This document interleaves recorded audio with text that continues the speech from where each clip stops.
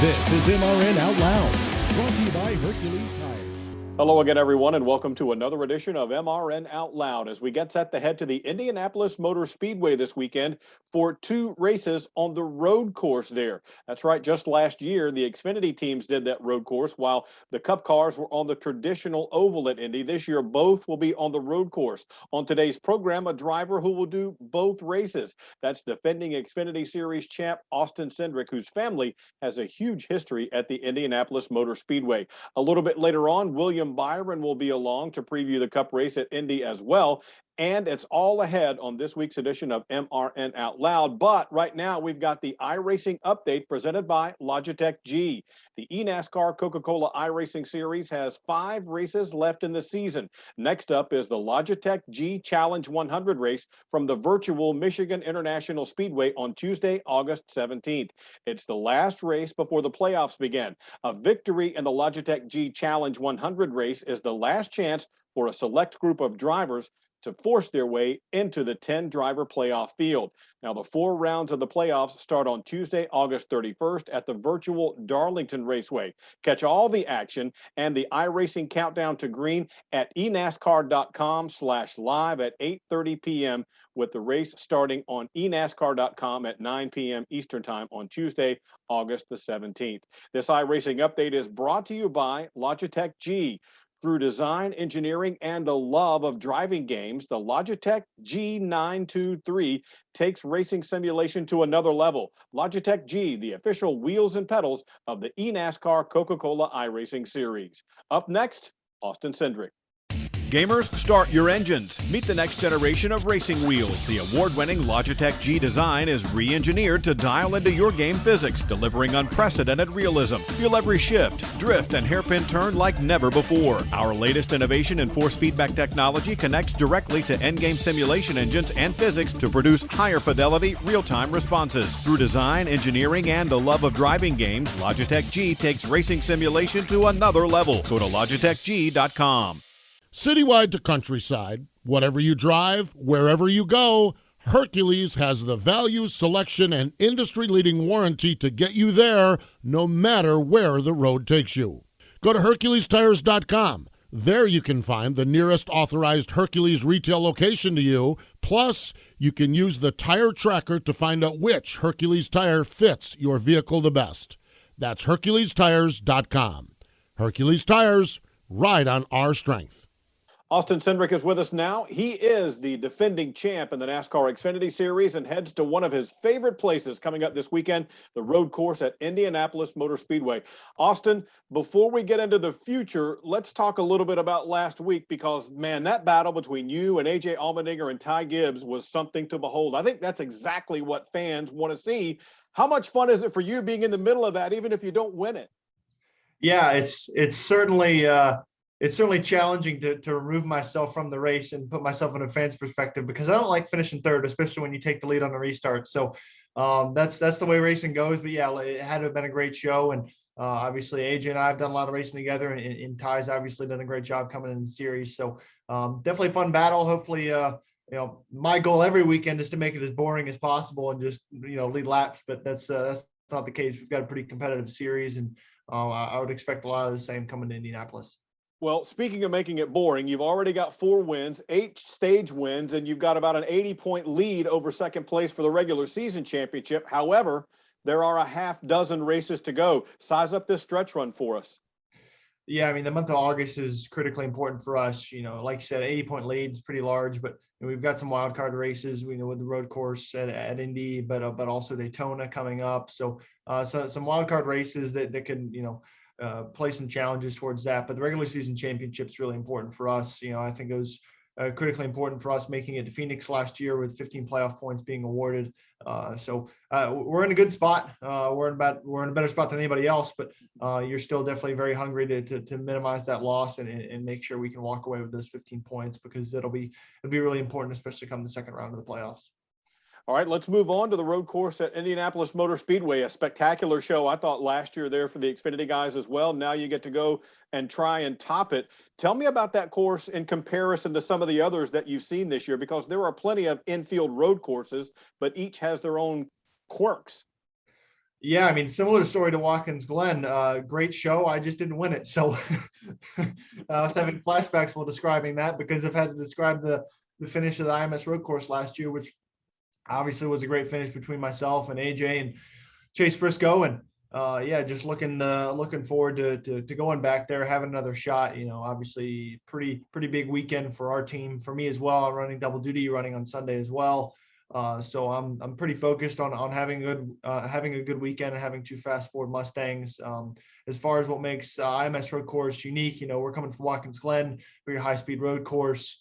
I wouldn't say overly technical, but very fast flowing, not too many passing zones. Whereas at Indy, you have two very big long break zones, some passing zones. The infield section to the S's is quite slow. So there's a lot of opportunities to maybe make a pass by using some bumper.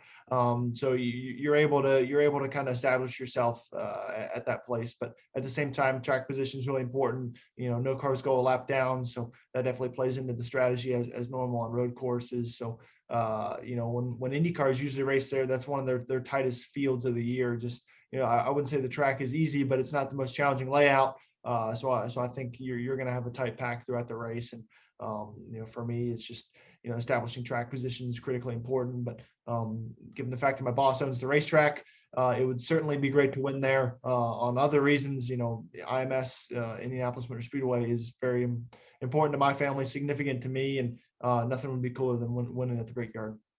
You mentioned doing double duty, and I want to get back to that in a moment. But what you just said about the significance to you and your family, for folks who aren't aware, your grandfather was the guy who founded Red Roof Inns that a lot of people have heard about, but he also won the Indianapolis 500. Tell me about growing up in that environment, and that's why I know that it means so much more to you than just any track around the country. Yeah, so 1986, Bobby Rahal won the Indy 500, driving for my grandfather, Jim Truman. And actually, he had battled cancer for the last couple of years leading up to 86, and he actually passed away 11 days after winning the 500. So pretty dramatic, I would say, family history when it comes to that. But my dad grew up around the Speedway, right around there, and his father built engines, worked out of the wooden garages for the longest time. So I grew up, there's pictures of Elio Castroneves winning his first Indy 500, and I'm sitting on the car, this big, trying not to push over the Borg Warner trophy. So I've been to more Indy 500s than I can count, and I've got special spots where I like to watch the race, and different traditions that we do as a family. And so yeah, that place is really special to me. It's honestly weird going there and racing. So it's obviously on the road course. The Indy 500 is incredibly special, but I think it's cool that we're racing there with IndyCar during the weekend. It gives the fans a lot to look forward to, and certainly as a driver as well. That's a value experience for sure for the fans. All right, let's talk about that Cup race. You're doing double duty, as you mentioned. I think you've run a half a dozen of those so far. What has been more challenging than you thought, and what has been about what you expected in driving those cars? Yeah, certainly the road courses have been probably a different challenge for me than the oval races. Every oval race I've run to started dead last. Giving me a great perspective on the field, what it takes to come up through the field. A lot of different things that I probably didn't expect to learn. So I think that was a very valuable experience leading into next year. As far as the road courses go, I've gotten to qualify at COTA, at Road America, at Indy. We'll have qualifying as well. So won't have to deal with starting last, well, hopefully. But no, those have been good races for us. We just haven't made it to the end. Road America, while leading the race, have a mechanical problem. Obviously can't finish the race. So then COTA, with the rain and everything that went on, we were off strategy by the time they called the race. Anyway, point being, I just want to get to the end. I'm not going to sit here and tell you that, I think I can go out and win a Cup race right now, but I'm going to give it a shot. I think we've had speed. I don't think we have dominant speed like the Hendrick cars have seemed to have. I feel like Joe Gibbs guys are pretty quick as well. So it's definitely going to be a challenge, but I'd like to do my best and do my part to establish ourselves up there and make it to the end of the race, because that's been our biggest challenge so far in the 33 cars. A lot of things recently that have been out of our control. I feel like Daytona 500, we had a miscommunication on a pit stop, put us in the back instead of where we were at the front. Richmond, I created some of my own problems. And then from there, we get wrecked by a lap car running, inside the top 10 of Kansas. And then, the rest is history. So It's been a challenge, but it's been a good challenge, and I've learned a lot. And this is our last race on the 33 car, so I know my guys are hungry. My pit crew's hungry. Myself, if you can't tell, I'm very hungry just to get to the end of the race and try and give ourselves a shot. So it's a fun opportunity, but very busy weekend. You mentioned focus earlier, and I get that and I respect it. But talking about the Cup side, now that you've gotten these races under your belt, you get to go to a completely different car next year after it was announced that you'll be driving the 2 car at Team Penske next year. What kinds of things do you do or can you do to get ready for a car that nobody has ever raced before?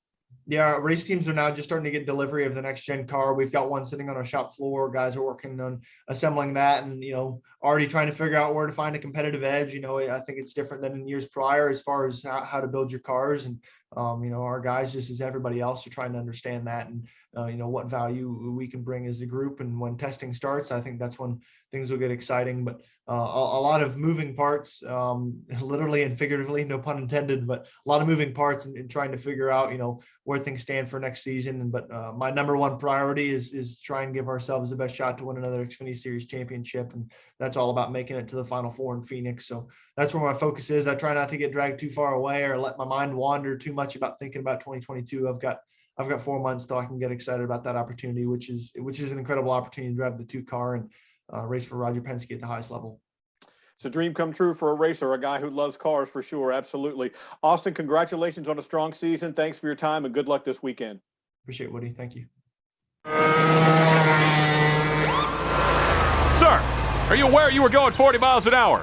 This is a residential area. Sure, but I'm on my lawnmower? Wait, am I getting a ticket? No, I've just never seen anyone top 9 miles an hour on one of those bad boys. And mow their entire lawn in 30 seconds? What got into you? Well, it did fuel up at Sunoco this morning.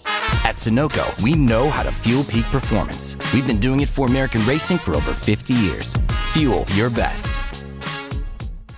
Indianapolis Motor Speedway, but not the traditional course, the road course, William. How do you feel about racing on that course, and how does it compare to other tracks that have an infield road course? Yeah, I think it's going to be really interesting. I honestly compare it somewhat to the Roval, just in what I've ran on the simulator. I feel like some of the corners are really low speed. There's some really high speed braking zones that the Roval has too. So I feel like you're going to have to be good under braking. You're going to have to be good in all the low speed corners too. So a lot of tight radius corners, but I feel like it's going to make for good racing because typically, when our cars don't drive as well, that's typically when they race really well. Did anything jump out at you watching the Xfinity cars race there, or is it just so different that it doesn't really make that much of a comparison? I definitely will kind of watch that race a lot and, watch last year's, then watch this year's race.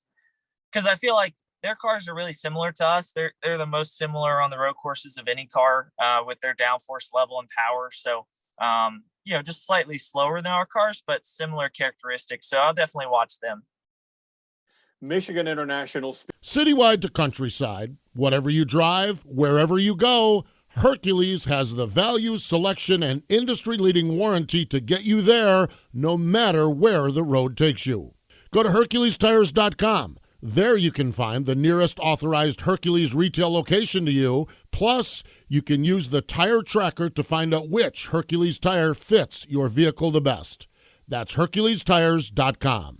Hercules Tires, ride on our strength.